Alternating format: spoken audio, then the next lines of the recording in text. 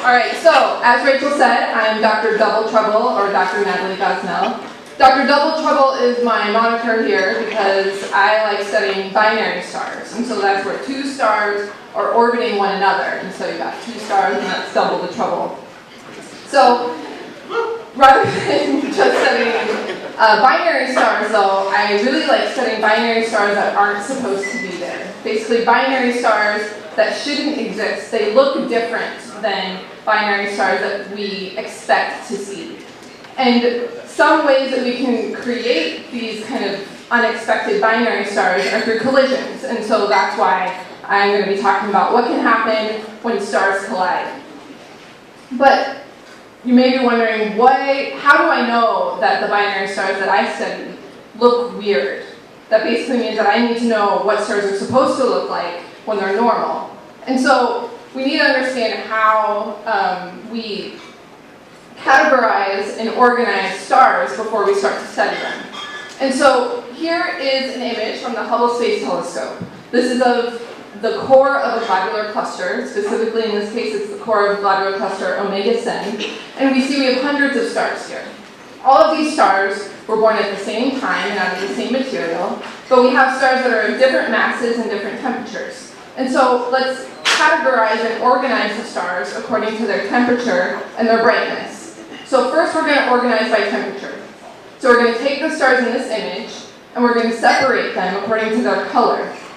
So we're going to put all of the cool stars on the right and all of the hot stars on the left. And in the middle we're going to have our intermediate temperature stars. So our sun is an intermediate temperature star, so it would be in the middle of this figure. And so you see we have a few hot stars, a few cold stars, and a lot of these intermediate temperature stars.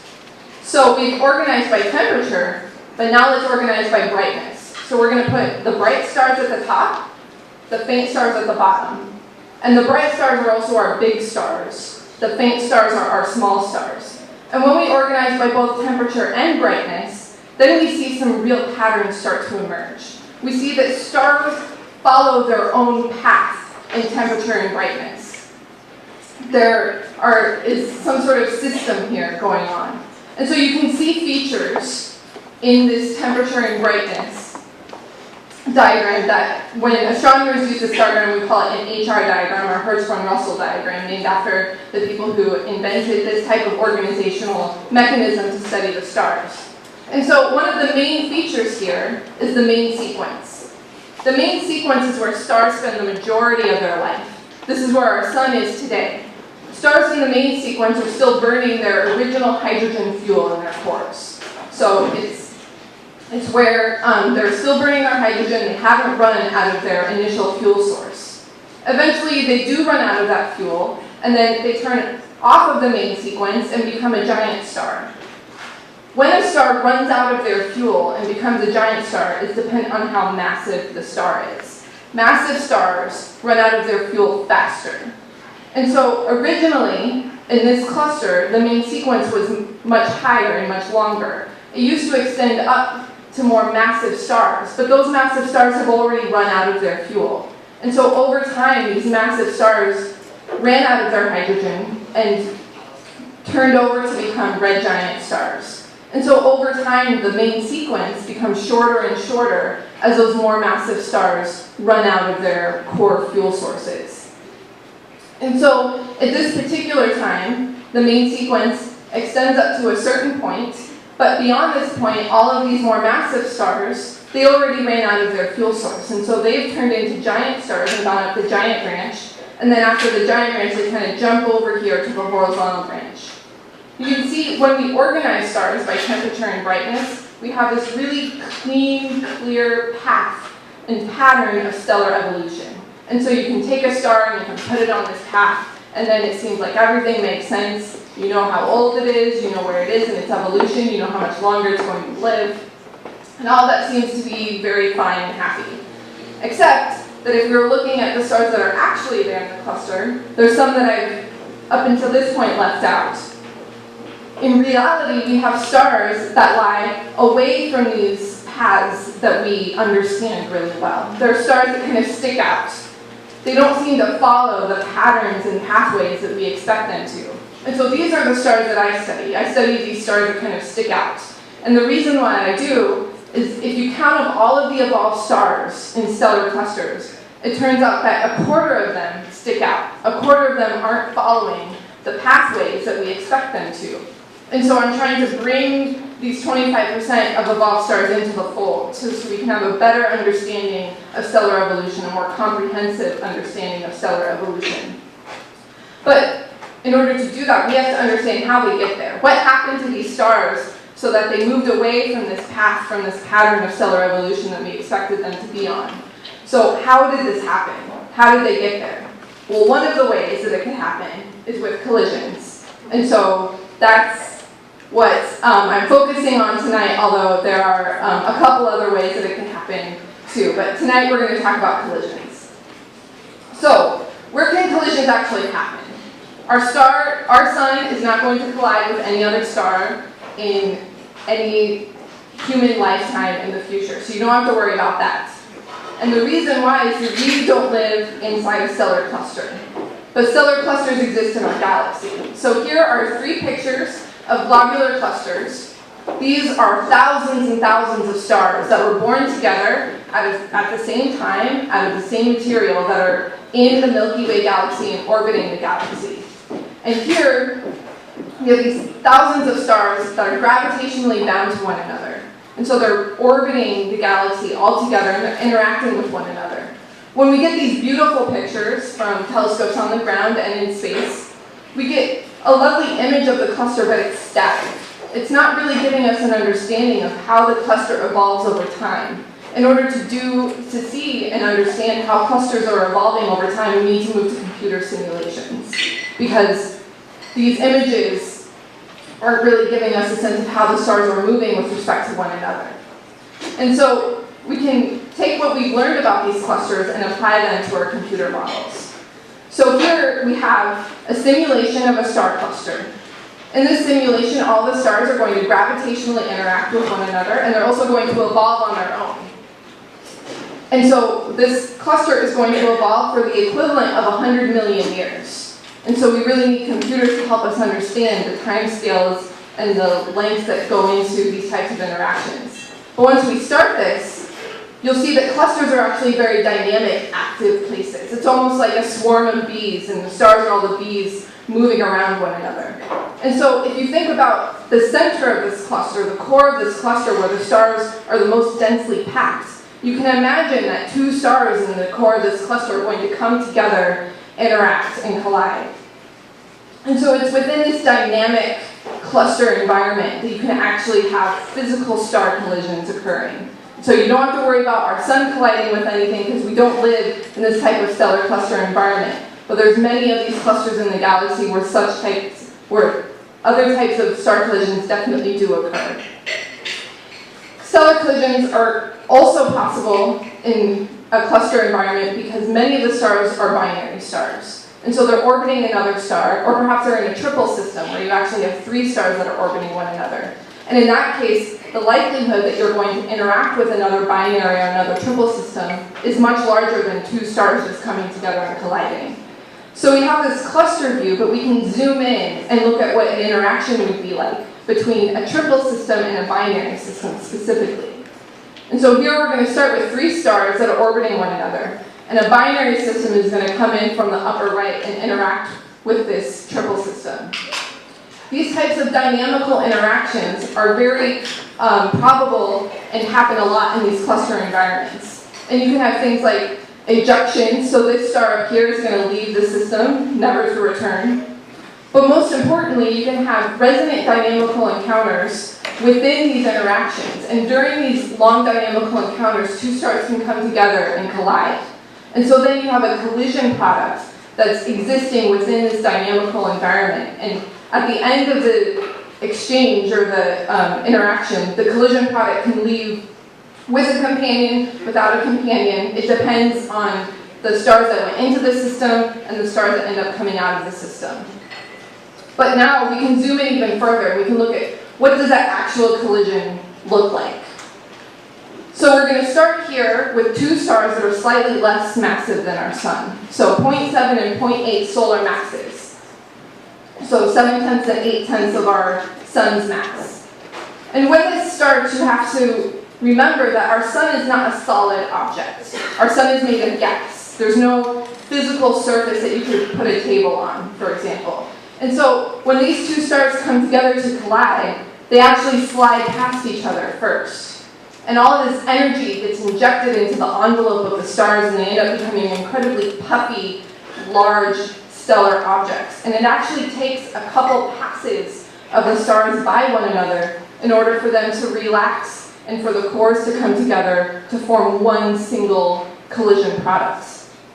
And so it isn't like the two stars just smash together and have a huge explosion or anything. It really takes a little time, although you can see on the top it only takes 3.5 days for the stars to come together, because initially they kind of pass through each other first. And so at the end, you end up with something that's very puffy, very large, because you have all this energy that got injected into the stellar material. And over time, this puffy, large collision product would relax into something that looks basically like a star that we would expect, except now we have a more massive star than we had before. And so if we go back to our original pattern of stellar evolution, we can take our 0.7 and 0.8 solar mass stars, combine them into a 1.5 solar mass star, and then we see we've bumped out. We're sticking out from our normal expectations for stellar evolution. All of a sudden we have a star that's too massive for the environment that it's in. And so by combining different masses of stars and different types of collisions, we can start to populate the rest of this figure so that you can get these stars that stick out and we can start to understand where they come from. But of course, not all stars are main sequence stars. And what could happen if we started colliding different types of stellar objects? We can also have collisions of neutron stars. Neutron stars are the remnant cores after massive stars go supernova. So this is an incredibly dense core left over after the supernova explosion. It's very hard to convey how dense these objects are. If you could imagine taking the entire sun and squeezing it down so that it was the size of Austin, is the types of densities that we're talking about. If you took a spoonful of neutron star on Earth, it would weigh more than the entirety of Mount Everest. And so we're talking about an incredibly different regime of physical parameters than we have when we're talking about the collisions of main sequence stars. And so if these two neutron stars here are about the size of Austin, then this whole interaction is happening on city scale. So we can take downtown Austin and fit it comfortably between these two neutron stars. And so this is all really happening over the region of the Austin metro area. So very, very different than talking about two sun-sized stars colliding with one another. Also, because the neutron stars are so dense, they really do have a surface. We're talking about compact objects. And so when we start the simulation, we see that instead of the stars sliding into one another, the tidal forces of the more massive neutron star pull the less massive neutron star into pieces. It essentially shatters the less massive neutron star and accretes that material very, very rapidly. And that neutron star, once it starts accreting the material from the less massive star, collapses under its own gravity. And when it collapses under its own gravity, it ends up forming a black hole at the center of this collision.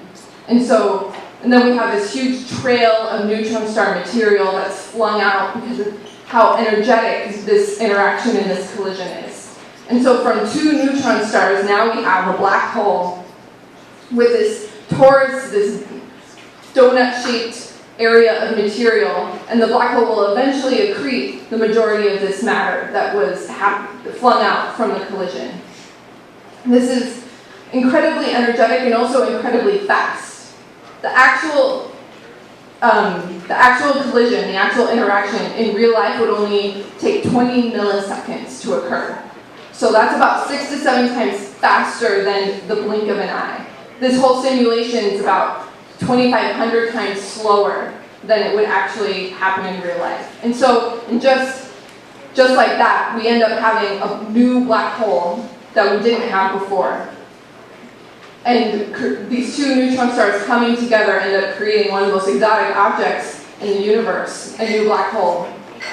which is a much different product than we get when we collided the two main sequence stars before.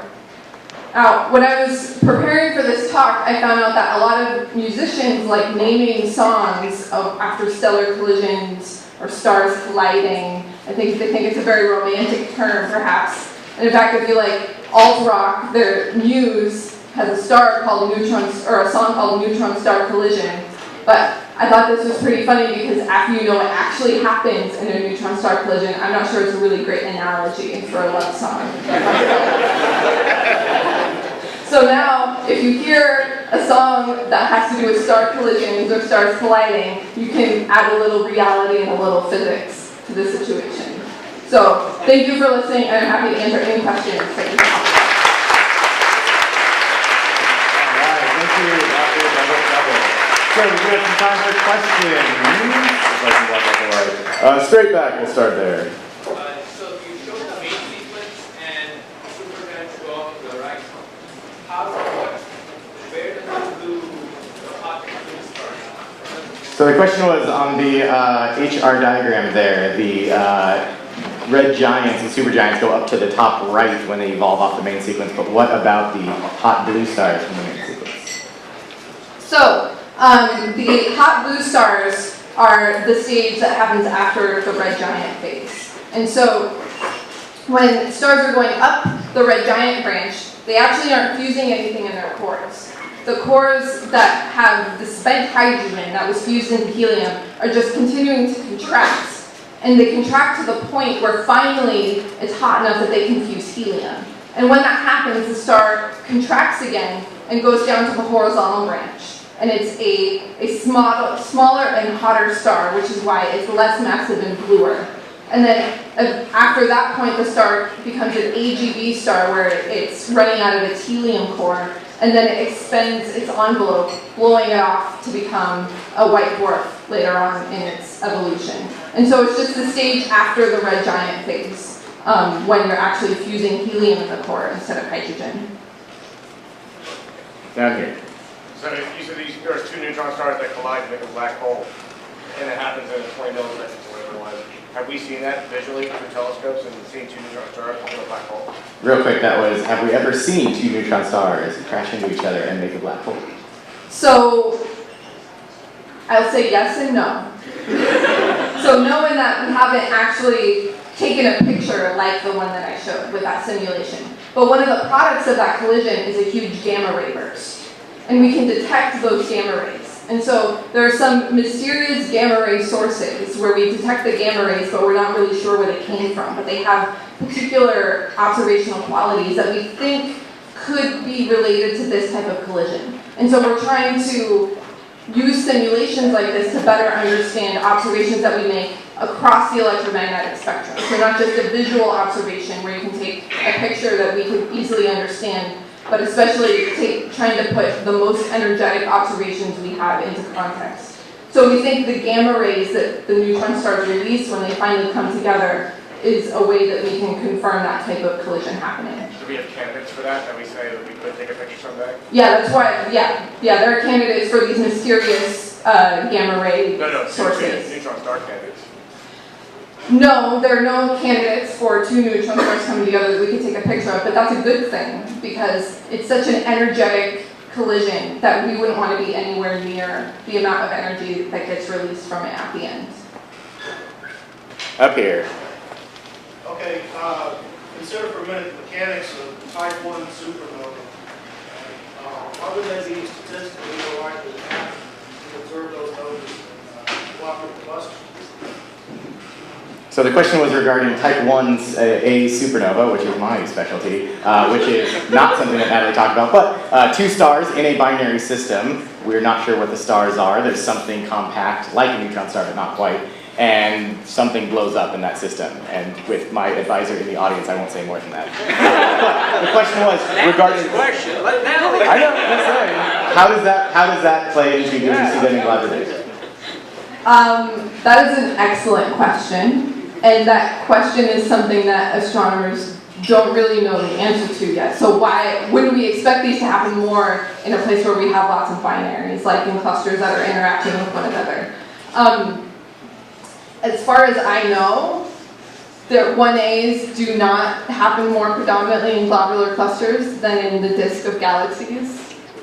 Is that true? Okay. And we don't know why. You're right. If we had a lot of binaries interacting with one another, then it would seem to imply that you could end up with something that could lead to a supernova type 1A, if that's the actual pathway to creating a supernova type 1A. And so this is actually a really active area of research in astronomy right now that I'm not directly involved in, but I think is very interesting myself. Yeah, Dr. Joe Trouble and I want to work on a project actually involving this, but you can ask me about that later. One more question before we take our intermission break.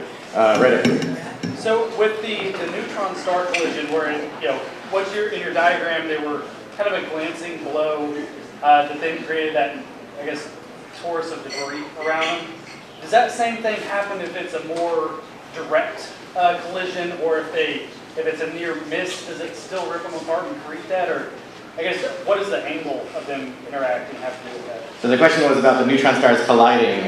What is the result if you smash them head on or glancing blow like Dr. Double Trouble showed? Yeah, so when you have two neutron stars coming together to collide, they're so small that we think the probability of two neutron stars just floating together and colliding is very, very, very small. The probability of that happening is essentially 0. And so you need to have two neutron stars that are in a binary that go through one of those interactions, and during the interaction they're going to end up colliding. But if they're in a binary, that means they're orbiting one another. And so they have some sort of tangential velocity happening. And so it's very difficult in that situation to end up with two stars that are going to head-on collide. And so there's always some sort of glancing to the actual interaction. But the tidal forces are so strong that it doesn't really matter. The tidal forces between the two neutron stars, if they're of different masses, the larger neutron star, the more massive neutron star, is always going to win, and it's going to shatter the less massive neutron star and eat up that material. Okay, so we're going to take our 20-minute intermission now. Let's thank Dr. Double Trouble one more time.